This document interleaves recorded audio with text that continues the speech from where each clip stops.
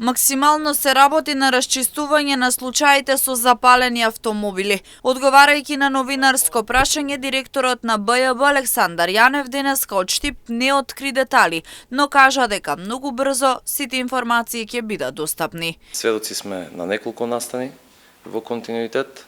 Не би сакал да откривам детали од самата истрага, иако сте и лично засегнат. Меѓутоа, верувајте, работиме максимално. Се надевам дека многу брзо ќе ги имате информациите на располагање. Работиме во соодветство со обвинителството, работиме со колегите што се позади мене. Па ќе кажам, не може поединци да го рушат спокојот на целиот колектив. И тоа јасно и гласно го порачувам на секој еден, без разлика дали е во рамките на Министерството за внатрешни работи, дали е вработен во полицијата или е човек кој што е надвор од полицијата. Верувајте дека ние прошка за насилство и криминал нема. И тоа треба да биде јасно на секој еден.